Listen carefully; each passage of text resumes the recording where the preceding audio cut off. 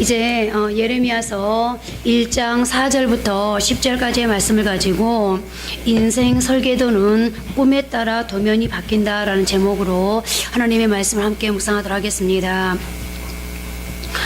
우리가 예수를 믿게 되면 두 가지 진리를 배우게 됩니다. 첫째 진리는 하나님이 나를 사랑하신다는 사실인데, 그 하나님의 사랑의 진리는 요한복음 3장 16절에 하나님이 세상을 이처럼 사랑하사 독생자를 주셨으니 이는 저를 믿는 자마다 멸망치 않고 영생을 얻게 하려 하심이라 라고 담겨져 있습니다. 하나님의 사랑은 희생하는 사랑으로서 하나님은 우리를 위해 독생자를 희생하셨다는 것입니다. 그만큼 우리가 하나님이 보시기에 가치 있는 존재라는 것이고, 그러므로 하나님은 하나님이 사랑하는 대상인 우리를 아름답게 만들어가면서 사랑하실 때 가장 큰 감격을 느끼신다는 것입니다. 둘째 진리는 그렇게 나를 사랑하신 하나님이 나에 대한 놀라운 계획을 가지고 계시다는 사실입니다. 그리고 이 진리는 예수님을 믿고 하나님의 자녀가 된 모든 사람에게 적용되는데요. 자, 그러면 보십시오. 하나님은 나를 사랑하십니다. 그리고 나에 대한 놀라운 계획을 갖고 계십니다. 그렇다면 하나님이 우리를 위해, 아니 나를 위해 예비하신 놀라운 계획을 어떻게 알 수 있을까요? 예레미야 29장 11절을 보면 알 수 있습니다. 여호와의 말씀이니라. 너희를 향한 나의 생각을 내가 아나니 평안이요 재앙이 아니니라. 너희에게 미래와 희망을 주는 것이니라. 무슨 말입니까? 우리를 향한 하나님의 계획은 재앙이 아니라 소망이요 풍성한 삶이라는 겁니다. 더 나아가 예수님이 이 땅에 오신 이유 역시도 우리에게 생명을 주시되 풍성하게 주시기 위함이라고 요한복음 10장 10절은 밝히고 있는데요. 도둑이 오는 것은 도둑질하고 죽이고 멸망시키려는 것뿐이요 내가 온 것은 양으로 생명을 얻게 하고 더 풍성히 얻게 하려는 것이라. 그러니까 나를 사랑하신 주님의 계획은 우리가 생명을 얻을 뿐 아니라 풍성한 생명을 누리기를 원하신다는 것입니다. 그리고 그 풍성한 삶은 의미 있는 삶, 보람 있는 삶, 충만한 삶을 의미합니다. 그렇다면 어떻게 해야 우리가 이런 풍성한 삶을 살 수 있을까요? 아니, 어떻게 하면 주님이 이 땅에 오신 목적을 이루는 삶을 살 수 있을까요? 그것은 하나님이 계획하신 삶을 발견하고 그 목적을 이룰 때 가능합니다. 사람이 이 땅에 태어났다고 다 행복한 것은 아닙니다. 왜 이 땅에 태어났으며 무엇을 위해 부름을 받았는지를 알고 그 부름 받는 일을 하고 있을 때 진정으로 행복할 수 있습니다. 편안하고 불편하고의 문제가 아닙니다. 사람들이 알아주고 몰라주고의 문제도 아닙니다. 크고 작고의 문제도 아닙니다. 나를 만드시고 나의 인생을 설계하신 하나님이 의도하신 대로 살고 있느냐가 문제입니다. 그만큼 하나님이 심어주시는 꿈은 우리의 존재 목적과 관련되어 있는 것인데요. 오늘 우리는 예레미야를 통해 하나님이 어떻게 그의 존재 목적을 일깨워 주시는지, 예레미야를 부르셔서 그에게 꿈을 심어주시고 그 꿈을 실현할 수 있도록 어떤 과정으로 인도하시고 또 어떻게 도와주시는지 그 원리를 배워보도록 하겠습니다. 첫째로 하나님을 만날 때 우리의 두 번째 인생이 시작된다는 것입니다. 하나님은 우리를 만드셨습니다. 그러므로 하나님은 우리를 잘 알고 계십니다. 나보다 나를 더 잘 아는 분이 하나님이십니다. 나의 계획보다 더 좋은 계획을 가지고 계신 분이 하나님이십니다. 그렇기 때문에 제일 먼저 하나님을 만나야 합니다. 오늘 본문 4절 5절입니다. 여호와의 말씀이 내게 임하니라 이르시되 내가 너를 모태에 짓기 전에 너를 알았고 내가 배에서 나오기 전에 너를 성별하였고 너를 여러 나라의 선지자로 세웠노라 하시기로. 예레미야는 제사장의 아들이었습니다. 그러나 그는 육체의 부모에게서 받은 것만으로 자신의 삶의 목적을 발견하지 못했고 자신의 인생 계획을 잘 알지 못했습니다. 그러나 하나님을 만나고 하나님의 음성을 들을 때야 비로소 그를 향한 그만을 위한 하나님의 계획을 발견하게 되었는데요. 우리는 하나님을 만나기 전까지 내 인생을 계획하시고 설계하신 하나님을 만나기 전까지 인생의 참된 목적을 발견하지 못하고 방황할 때가 있습니다. 어떻게 보면 하나님을 만나기 전의 삶은 하나님이 의도하신 인생이 아니라 부모가 원하고 세상이 원하는 인생, 사람들이 기대하는 인생을 살아가는 것일 수도 있습니다. 마치 그것이 전부인 것처럼 가장 잘 가고 있는 인생인 것처럼 내 자신까지도 속고 속으며 살아가고 있는 건지도 모릅니다. 그래서 그럴까요? 잘 살고 있는 것 같은데 참 많이 수고하고 있는 것 같은데 마음에 평화와 만족이 없습니다.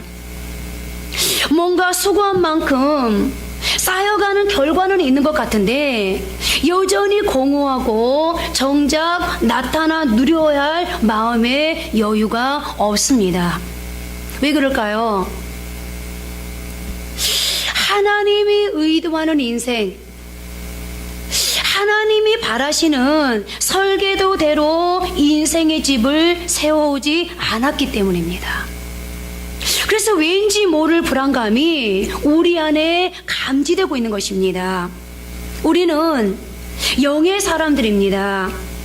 내 육은 모르는 것을 영은 느끼고 있는 겁니다. 그렇다면 여러분, 우리는 이쯤에서 나에게는 하나님이 계획하신 인생 설계도를 가지고 있는가? 나는 그 인생 설계도를 따라 인생의 집을 세워왔고 지금도 그 설계대로 인생의 집을 건축하고 있는가라는 그런 질문을 자기 스스로에게 해봐야 하지 않을까요? 그런데 그럼에도 만약 인생 설계도를 모른다면 가장 먼저 해야 할 일은 하나님을 신뢰하는 것입니다. 내 계획, 내 생각, 내 뜻보다는 하나님의 계획, 하나님의 생각, 하나님의 뜻이 더욱 완전하다는 것을 인정하는 것입니다. 이사야 55장 8절 9절은 이렇게 말씀합니다. 이는 내 생각이 너희의 생각과 다르며 내 길은 너희의 길과 다름이니라. 여호와의 말씀이니라. 이는 하늘이 땅보다 높음같이 내 길은 너희의 길보다 높으며 내 생각은 너희의 생각보다 높음이니라. 그렇습니다. 위에서 보면 길이 잘 보입니다. 전체 전망이 보입니다. 하나님은 우리보다 위에 계신 분이기 때문에 우리 생애에 대한 전체 계획과 그림을 가지고 계십니다. 그러므로 내 길을 더 잘 아시는 주님은 나를 어떤 길로, 어떤 과정을 통해 어떤 내용으로 인도하실지를 더 잘 알고 계십니다. 그리고 그런 능력을 가지고 계십니다. 지난주에도 말씀을 드렸습니다만 하나님은 하나님의 강한 손으로 이스라엘 백성들을 애굽의 굴레에서 인도해 내셨고 40년 광야를 견뎌내게 하셨으며 가나안에 불가능해 보이는 전쟁을 승리케 해주셨습니다. 이스라엘이 애굽에서 나온다는 것이, 광야를 무사히 행군할 수 있다는 것이, 전쟁의 기술도 그럴싸한 무기도 없는 오합지졸의 이스라엘이 가나안의 그 거대한 원주민들을 상대로 싸워 이긴다는 것이 가능한 일이었습니까? 아닙니다. 이스라엘은 상상할 수 없는 일이었습니다. 그러나 하나님은 하나님의 계획에 따라 하나님의 방법으로 하나님이 설계하신 것을 차근차근 이루어 가셨습니다. 사람이 보지 못하는 것을 하나님은 보시고 사람이 할 수 없는 것을 하나님은 하시기 때문입니다. 그러므로 우리는 나의 전체를 보고 계신 하나님을 만나야 합니다. 자, 그럼 여기서 또 다른 질문이 생깁니다. 어쩌면 이것은 저와 여러분 모두가 가지고 있는, 아니 오늘 우리 한샘의 민족의 청년들이 진로의 문제를, 취업의 문제를 앞에 두고 과연 어떻게 될 것인가 고민하면서 가지고 있는 질문인지도 모르겠는데요. 저도 정말 주님 만나고 싶습니다. 내 인생 계획, 내 인생 설계들은 무엇인지 정말 알고 싶습니다. 어떻게 하면 나를 향한 하나님의 계획을 알 수 있습니까? 어떻게 하면, 아니 언제 하나님의 음성을 들을 수 있습니까? 라고 말입니다. 그런데 그것은 바로 하나님의 말씀을 통해서 알 수 있는데요. 그런데 하나님의 말씀은 두 경로를 통해서 우리에게 다가옵니다. 하나는 시련이라는 경로를 통해서입니다. 하나님의 섭리 속에 임한 시련을 통해 바쁘게 달려가는 인생길을 잠시 멈추게 하시고 방향을 확인하게 하시는데, 이 시련을 통해 방향을 재조정하게 하시며 때로는 새로운 방향을 제시해 주시기도 합니다. 오늘 예레미야의 경우가 그런 경우였는데요. 예레미야는 국가적 시련의 때에 자신을 향한 하나님의 인생 계획을 발견하게 되었는데, 예레미야 1장 3절을 보면 예루살렘 사람들이 사로잡혀 포로로 끌려가는 것을 보게 되고, 바로 이때 하나님은 예레미야에게 찾아오셔서 예레미야를 향한 계획을 밝히게 됩니다. 그런데 오늘 우리에게 오는 시련은 대체적으로 인생 광야를 통해 찾아옵니다. 그 누구도 나를 위로해 줄 수 없고 도울 수 없는 그런 혼자인 것 같은 상황. 그래서 온전히 하나님만 바라보고 의지하는 상황. 하나님의 소리에만 귀 기울여야 하는 상황. 그래서 광야를 히브리어로 미르바르라고 하는데요. 미는 프롬이라는 뜻을 지녔고 말씀이라는 다바르에서 이 단어가 유래되었습니다. 그러니까 광야가 바로 하나님이 말씀하시는 곳임을 의미하고 있는 것입니다. 무슨 말입니까? 어떤 인생에게 있어서 그가 겪고 있는 광야는 하나님께서 무언가를 말씀하시고자 하는 그런 자리라는 겁니다. 그렇습니다. 하나님은 우리에게 찾아온 위기, 역경, 고난이라는 내 인생의 광야를 통해 내게 말씀하시고, 그 고난을 통해 하나님의 계획을 깨닫게 하시고 하나님의 위대한 일을 이루시기를 원하십니다. 그런데 문제는 하나님의 관심, 하나님의 음성에 귀를 기울이기 위해서 우리가 멈춰서지 않는다는 것입니다. 그리고 또 하나의 문제는 자신이 가고 있는 길에 대한 변화를 두려워하거나 때로는 하나님이 보여주시는 계획과 지금 자신이 갖고 있는 계획이 다를까봐 두려워한다는 것입니다. 그러나 거듭 기억해야 합니다. 하나님의 계획이 나의 계획보다 훨씬 좋고 완전하다는 사실을. 그러므로 우리는 시련이 아닌 또 다른 경로로 다가오시는 하나님의 말씀에 늘 귀를 기울이고 성경 말씀을 열심히 읽고 들어야 합니다. 그리고 말씀을 읽고 듣는 중에 어떤 깨달음이었다면 그것이 하나님의 나를 향한 계획이며 설교도임을 알고 신뢰해야 합니다. 그리고 마지막으로 성령님을 의지해야 합니다. 성령님은 나를 돕기에 오셨고 때로는 내 인생 설계를 완성시켜 나가는 과정에서 낙심되고 절망될 때 나를 위로해 주시기 위해서 또 나의 가는 길을 안내하기 위해서 오신 하나님의 또 다른 영이십니다. 그리고 무엇보다 성경은 성령님을 하나님의 가장 깊은 것까지도 통달하신 영이라고 말씀하지 않습니까? 그러므로 우리는 하나님의 가장 깊은 것을 다 아시고 무엇보다 하나님으로 인한 나의 계획을 다 아시는 성령님께 도움을 구하며 나의 내일을 의지해야 합니다. 그러면 나를 돕기 오신 성령님께서 가장 바르게 그리고 안전하게 가장 완전하게 우리의 길을 인도해 가실 것입니다.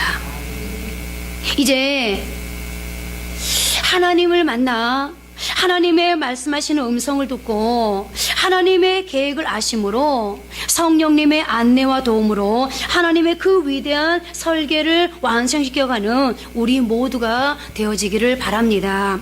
두 번째로 진리의 거울 앞에 자신의 꿈을 점검하라는 것입니다. 하나님은 예레미야의 존재의 목적을 아셨고 국가적인 위기 상황을 통해 예레미야를 찾아오시고 그에게 말씀하셨습니다.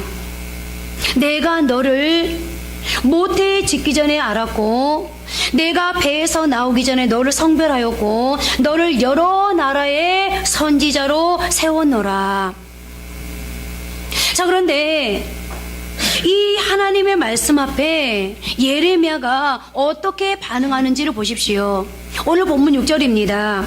내가 이르되 슬프도소이다 주 여호와여 보소서 나는 아이라 말할 줄을 알지 못하나이다. 예레미야는 지금 자신을 어떻게 표현하고 있죠? 아이라고 말하고 있고 또 자신은 말할 줄도 알지 못한다고 고백하고 있습니다. 그러니까 예레미야가 가지고 있는 자아상은 아이 자아상이었고 예레미야는 지금 자신의 자아상을 따라 그대로 말하고 있는 것이고 그는 자신이 아이이기 때문에 모든 나라의 선지자가 되어 말할 수 없다고 말하고 있는 것입니다. 그야말로 예레미야는 자신의 자아상을 따라 자신의 한계를 구분하고 자신의 능력의 선을 긋고 있는 것입니다.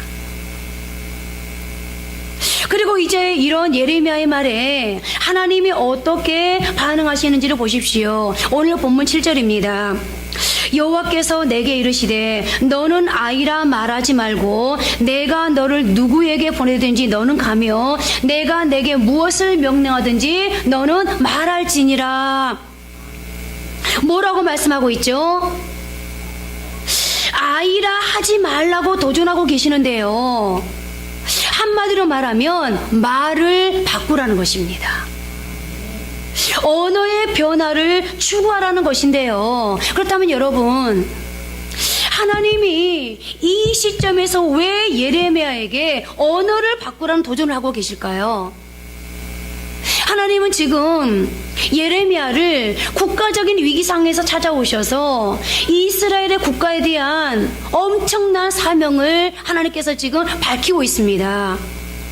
모든 국가의 선지자가 되라고 말씀하고 있습니다. 그렇다면 하나님이 예레미야에게 준비시켜야 될 일들이 얼마나 많겠으며 예레미야에게 당부하고 예레미야에게 훈계할 말이 얼마나 많았겠습니까? 그런데 하나님께서 오늘 예레미야를 찾아오셔서 가장 먼저 하시는 말씀이 너의 말을 바꾸라는 겁니다. 언어를 바꾸라고 도전하고 계십니다. 왜 그러셨을까요? 그 이유는 우리의 언어는 우리의 자아상에서 나오기 때문이고 자아상은 우리의 믿음과 밀접한 관계가 있기 때문입니다. 다시 말씀드리면 우리의 믿음의 정도에 따라 우리의 자아상이 형성된다는 것입니다. 그리고 우리의 언어와 자아상과 믿음의 뿌리는 바로 생각에서부터 시작됩니다. 오늘 이 사건을 겪은 예레미야는 훗날 이런 경험적인 고백을 합니다. 예레미야 6장 19절입니다. 땅이여 들으라. 내가 이 백성에게 재앙을 내리리니 이것이 그들의 생각의 결과라. 자, 하나님께서 이스라엘 백성들에게 재앙을 내리는데 이 재앙은 무엇의 결과라고요? 이스라엘 백성들의 생각의 결과라. 여러분들, 이스라엘 백성들의 생각의 결과가 뭐라고요? 재앙이라면 한 사람이 품고 있는 그 생각이 얼마나 어마어마한 결과를 가져다 주는지.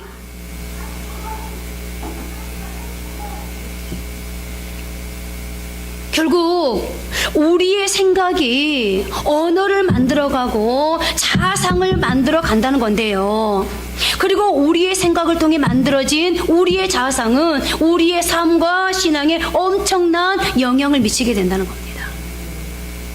그래서 하나님은 오늘 예레미야가 앞으로 이스라엘의 모든 나라의 선지자로 활동하기 위해서는 우선 먼저 자기 자신에 대한 자아상부터 수정을 하지 않으면 안 되었기에 예레미야에게 언어를 바꾸라고, 아니 아이라는 자아상을 가지고 있는 그 생각 자체를 바꾸라고 도전하고 있는 것입니다. 여러분들, 큰 일을 하고 싶으신가요? 아니면 하나님 앞에 하나님 저도 이왕에 이 땅에 태어났으니 한번 하나님의 큰 일을 한번 해보고 싶습니다. 역사에, 아니 적어도 가정과 가문에, 교회에 영향력을 줄 수 있는, 그것도 선한 영향을 줄 수 있는 그런 사람을 한번 살아보고 싶습니다 라는 그런 꿈을 여러분들 하나님 앞에 기도하십니까? 그렇다면 오늘 여러분들의 생각을 먼저 바꾸십시오. 그리고 그 생각을 통해서 여러분들의 언어가 바뀌고 여러분들의 자아상이 바뀔 수 있도록 먼저 여러분들 자신에게 도전하십시오. 예레미야는 지금 선택의 기로에 서 있습니다. 그의 생각을 고집하면서 어린 아이처럼 살 것인지 아니면 하나님의 의견을 받아들여 모든 국가, 열방의 선지자로 살 것인지. 그리고 하나님은 아직도 아이라고 말하는 예레미야에게 놀라운 이미지를 반복해서 심어주십니다. 오늘 1장 18절 말씀입니다. 보라, 내가 오늘 너를 그 온 땅과 유다 왕들과 그 지도자들과 그 제사장들과 그 땅 백성 앞에 견고한 성읍 새 기둥 노성벽이 되게 하였은즉. 여기 보십시오. 하나님의 이 말씀은 어린아이와 완전히 대조되는 이미지 아닙니까? 지금 어린아이라고 말하는 예레미야에게 내가 너를 온 땅과 유다 왕들과 지도자들과 제사장들과 백성 앞에 견고한 성읍 새 기둥 노성벽이 되게 하겠다. 여러분, 이 말씀이 가당키나 한 말씀입니까? 그런데 여러분, 저는 이 말씀을 보면서 많은 생각을 해보게 됐습니다. 제가 목회를 해보니까 저는 예레미야의 저는 아이 같아서 말할 줄을 몰라요 라는 이 고백이 이해가 되거든요. 그렇잖아요. 제사장의 아들로 태어나서 그냥 조용히 제사장으로 살아가면 되는데, 그렇게 알고 있는데 나는 그런 그릇밖에 안 되는데, 그런데 어느 날 갑자기 하나님이 찾아오셔서 너를 모든 국가의 열방의 선지자가 될 것이다 라고 말씀하시는 겁니다. 그것도 국가적인 위기 상황에서 말입니다. 오늘 예레미야에게 너를 모든 국가의 열방의 선지자로 세우겠다, 이 말은 무슨 말이에요? 너를 통해서 이 국가를 뭐 하겠다? 다시 회복시키겠다는 거잖아요. 평범한 한 시민으로 태어나서 평범하게 살아갈 거라고 생각했던, 그래서 하나님 앞에서 감히 나는 아이입니다, 말할 줄을 모릅니다 라고 고백했던 이 예레미야에게 하나님께서 너를 모든 국가의 선지자, 열방의 선지자로 세울 거야 라고 말씀하시니 예레미야 입장에서 얼마나 부담이 되었을까요? 나는 아이의 그릇밖에 안 되는데, 그런데 모든 국가 열방의 선지자라니, 유다 온 땅과 유다 왕들과 족장들과 제사장들과 그 땅 백성 앞에 견고한 성읍, 세기둥, 녹성벽이 되게 하겠다니. 여러분도 그럴 때가 있죠.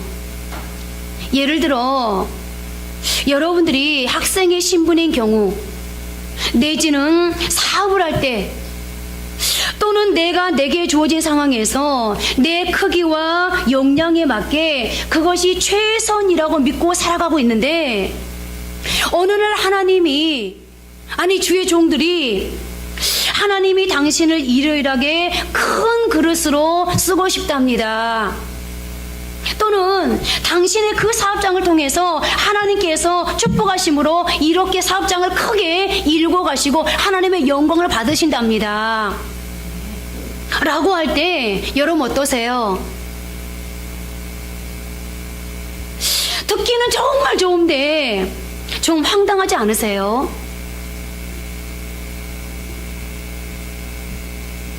그럼 여러분, 하나님은 무지막지한 분이어서 이렇게 일방통행하고 계시는 걸까요? 하나님이 상식이 없는 분이어서 그렇게 황당한 소리를 하시는 걸까요? 아닙니다. 하나님이 무지막지해서 인정이 없으셔서 무식해서 그런 것이 아닙니다. 오늘 하나님은 예레미야 안에 있는 놀라운 잠재력을 보셨습니다. 그리고 하나님은 그 잠재력을 알지 못하고 자신을 아이라고 말하는 예레미야에게 알려주고 싶었던 겁니다. 그 안에 견고한 성읍, 세기둥, 노성벽과 같은 이미지가 있다는 사실을 말입니다. 그렇습니다. 하나님이 우리를 쓰실 때 지금의 내 모습을 보고 나를 선택하지 않습니다. 이미 내게 내 인생을 설계하신 하나님은 천지를 창조하시고 내게 맡기시면서 내가 그 하나님이 주신 세상을 다스리고 정복할 수 있도록 하나님의 능력을 나에게 인계해 주셨고 빌려주셨습니다. 다른 말로 하면 하나님이 주신 세상에서 하나님의 계획을 성취할 수 있도록 필요한 모든 것을 내 안에 잠재되게 해주셨다는 것입니다. 물론 사람마다 다 다를 수 있지만요.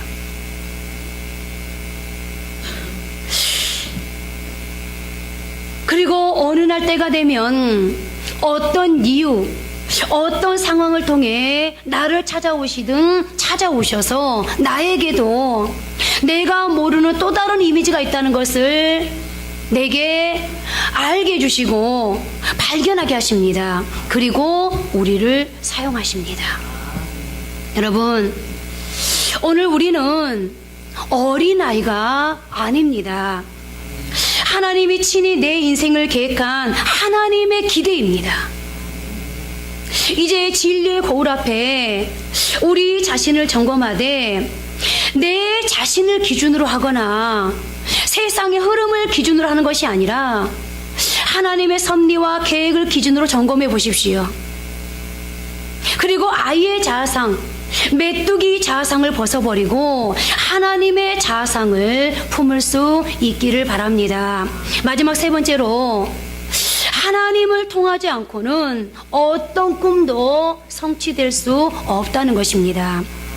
이 말을 반대로 하면, 하나님을 의지하면 어떤 꿈도 성취될 수 있다는 겁니다. 하나님이 예레미야를 통해 하나님의 계획을 성취해 가시는데 요구하시는 것은 다른 것이 아니었습니다.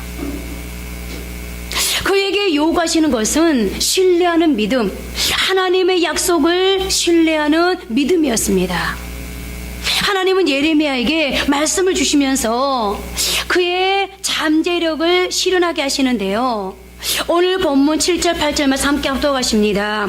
여호와께서 내게 이르시되 너는 아이라 말하지 말고 내가 너를 누구에게 보내든지 너는 가며 내가 내게 무엇을 명령하든지 너는 말할지니라. 너는 그들 때문에 두려워하지 말라. 내가 너와 함께하여 너를 구원하니라. 나 여호와의 말이니라 하시고, 하나님이 우리와 함께 하신다는 말씀보다 축복된 말씀은 없는데요. 하나님이 어떤 사람에게 어떤 사명을 맡기시면 반드시 하나님은 그 사람과 동행하십니다. 그리고 반드시 하나님의 계획한 것을 어떻게든 하나님은 성취하시고야만 합니다. 하나님이 함께 하시면 불가능이 없기 때문인데요. 그러면 여러분, 하나님이 함께 하시면 더 이상 우리는 어린아이가 아닙니다. 하나님이 함께 하시면 어느 누구도 그 사람을 쓰러뜨릴 수 없습니다. 그래서 오늘 하나님께서는 또 한 번의 약속을 하고 있는데요. 오늘 예레미야서 1장 19절 말씀, 32장 20절 말씀 계속해서 함께 합독하십니다. 그들이 너를 치나 너를 이기지 못하리니 이는 내가 너와 함께하여 너를 구원할 것임이니라. 여호와의 말이니라. 나는 여호와여 모든 육체의 하나님이라. 내게 할 수 없는 일이 없겠느냐. 아멘. 그렇습니다. 하나님은 전능하신 분이십니다.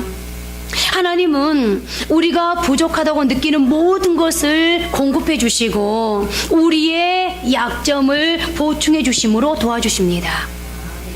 예레미야의 고민은 말을 못한다는 것이었습니다. 모든 국가에 선지하는 사명이 싫은 것이 아니었습니다. 사명을 감당할 재능이 부족했기 때문에 피하고 싶었던 것입니다.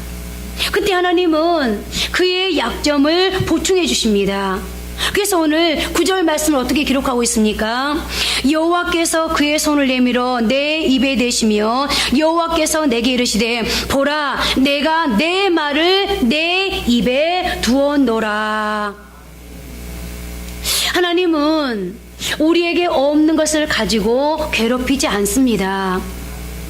그러나 하나님은 우리 안에 무엇이 잠재되어 있는지를 아십니다. 그리고 그것을 드러내야 하십니다. 또한 부족한 것이 있으면 보충해 주십니다. 오늘 예레미야가 어떻게 되었습니까? 결국 그를 10절 말씀처럼 열방 만국 위에 세우셨습니다. 이제 우리가 하나님께서 심어주신 꿈을 성취하고 승리하기 위해 가장 중요한 것은 여러분 하나님을 신뢰하는 믿음입니다. 여호수아가 가나안 땅을 정복할 때 그가 만난 사람들은 거인들이었습니다. 다윗이 골리앗 장군을 만났을 때 그는 거인이었습니다. 그들이 거인의 나라에서 승리할 수 있었던 비결은 실력도 능력도 어떤 조건도 아니었습니다. 물론 실력이나 능력을 무시해서는 안 되지만 그것만 가지고는 결코 승리할 수 없습니다. 그리스도인들의 승리의 비결은 오직 믿음에 있습니다. 윌리엄 미첼이라는 사람은 이런 말을 했습니다. 거인의 나라에서 승리하는 사고방식은 우리의 능력에 뿌리를 두고 있는 것이 아니라 우리의 믿음에 뿌리를 내리고 있는 것이다. 그렇습니다. 하나님이 내 인생을 설계했는데, 하나님이 내 인생을 계획했는데 어떻게 하나님 밖에서, 하나님 없이 성취될 수 있겠습니까? 하나님 안에서만, 하나님으로만 이루어질 수 있습니다. 우리가 믿음을 가지고 내 인생을 계획하신 하나님을 신뢰하고 맡겨드리면 구하고 찾고 두드릴 때 반드시 우리에게도 내 인생의 거인을 무너뜨리고 승리하는 놀라운 은혜가 있을 것입니다. 이제 말씀을 맺겠습니다. 저는 이 설교를 시작하면서 하나님은 독생자 예수님을 희생하시면서까지 우리를 사랑하셨고 또 사랑하신다고 말씀을 드렸는데요. 사랑한다는 것, 사랑하는 마음은 어떤 것일까요?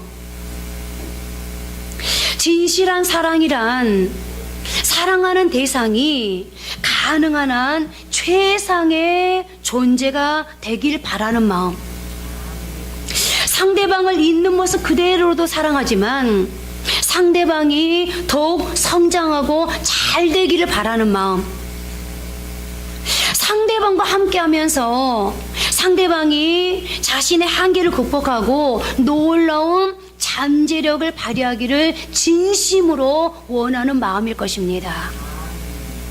무엇보다 진실한 사랑은 사랑하는 사람과 함께 놀라운 일을 해내기를 바라는 마음일 것입니다. 마찬가지로 하나님은 우리가 최고의 존재가 되기를 원하십니다. 우리가 한계를 초월해서 승리하기를 바라고 우리와 함께 하나님의 꿈을 실현하기를 원하십니다. 이제 우리 머릿속에서 나는 할 수 없다는 어린 아이의 자상을 벗어버리고 모든 국가, 열방을 섬기는 그림을 그려볼 수 있기를 바랍니다. 견고한 성읍, 쇠기둥, 노선벽과 같은 이미지를 그려보십시오. 하나님의 계획하심을 따라 부르심을 받았지만 어린 아이의 자상을 가지고 있었던 예레미야는 자신의 한계를 벗어버리고 자신의 인생 설계자인 하나님께 자신의 인생을 맡겨드렸을 때 자신의 삶의 현장, 사역의 현장에서 신실하게 일하시는 하나님을 보았습니다. 그리고 그는 드디어 이렇게 고백할 수 있었습니다. 예레미야 17장 7절 8절 말씀 함께 압독하십니다. 그러나 물은 여호와를 의지하며 여호와를 의뢰하는 그 사람은 복을 받을 것이라. 그는 물가에 심겨진 나무가 그 뿌리를 강변에 뻗치고 더위가 올지라도 두려워하지 아니하며 그 입이 청청하며 가무는 해도 걱정이 없고 결실이 그치지 아니함 같으리라. 자신의 인생을 계획한 하나님께 자신의 인생을 맡기면서 뿌리를 뻗치고 있었더니, 그랬더니 어떻게 되었다고요? 더위가 올지라도, 더위는 뭐죠? 환난과 고난과 역경, 이런 시련이 올지라도 두려워하지 아니하며 오히려 그 입이 청청하며 가무는 해도, 여러분 가물었다는 건 뭐예요? 우리 인생을 해롭게 하고 우리 인생에 마이너스를 가져다주는 그런 어떤 상황이 온다 할지라도 걱정이 없고 오히려 결실이 그치지 아니함 같더라 라고 고백하고 있는 거예요. 계속해서 예레미야 29장 12, 13절, 33장 3절 말씀 함께 합독하십니다. 너희가 내게 부르짖으며 내게 와서 기도하면 내가 너희들의 기도를 들을 것이요 너희가 온 마음으로 나를 구하면 나를 찾을 것이요 나를 만나리라. 너는 내게 부르짖으라. 내가 내게 응답하겠고 내가 알지 못하는 크고 은밀한 일을 내게 보이리라. 여러분, 이것이 예레미야의 경험이었어요. 그렇습니다. 이것이 하나님을 신뢰하고 하나님의 그 계획하심을 따랐던 예레미야가 삶으로 드린 고백이었습니다. 그리고 그는 드디어 지금은 이스라엘이 국가적인 위기 상황이지만 장차 이스라엘을 축복하실 것을 믿고 소망을 품으며 물된 동산을 상상하며 이런 고백을 하기에 다다릅니다. 오늘 이 고백이 저와 여러분의 고백되어지기를 바라며 또 이 말씀이 여러분의 삶, 가정, 사업장, 자녀들의 모든 날들 속에 임하기를 바라면서 예레미야 31장 12절 말씀을 우리 마음의 소원을 품고 한 번 더 합독하십니다. 그들이 와서 시온의 높은 곳에서 찬송하며 여호와의 복, 곧 곡식과 새 포도주와 기름과 어린 양의 때와 소의 때를 얻고 크게 기뻐하리라. 그 심령은 물된 동산 같겠고 다시는 근심이 없으리로다 할지어다. 여러분, 하나님의 계획은 결코 재앙이 아니라 평안이요 소망입니다. 하나님의 꿈은 내 꿈보다 훨씬 큽니다. 이제 과거에 매이지 말고 사람들의 부정적인 말에도 신경 쓰지 말고 오직 하나님의 말씀, 하나님의 의견에 귀 기울이십시오. 거인의 나라에서 승리하는 길은 오직 믿음뿐입니다. 이제 우리 모두 하나님께서 주신 자아상을 가슴에 품고 하나님을 신뢰하고 하나님께 구하며 하나님을 의지하면서 나아갈 때 하나님의 걸작품으로서의 영광을 드러낼 수 있기를 바랍니다. 그러므로 오늘 예레미야의 고백과 소망과 확신이 저와 여러분의 것이 되어지기를 축복합니다. 이제 한번 기도했으면 좋겠습니다. 오늘 젊은 청년들, 사업하시는 분들, 아직도 하나님의 나를 향한 계획, 설계도를 모르시겠는 분들은 예레미야 33장 3절 말씀, 너는 내게 부르짖으라. 내가 내게 응답하겠고 내가 알지 못하는 크고 비밀한 것을 보이리라 라는 말씀을 붙잡고 기도했으면 좋겠고요. 정말로 이제는 내 삶 속에서 근심이 사라지고 근심이 없는 물된 동산 같은 그런 삶을 살기를 원하시는 분들은 오늘 예레미야 31장 12절 말씀, 이 말씀을 붙들고 기도했으면 좋겠습니다. 이 말씀이 그대로 내 삶에 적용되어지기를, 내 삶에 그대로 실현되어지기를 간절히 소원하면서 이 시간에 다 같이 한번 기도하십니다.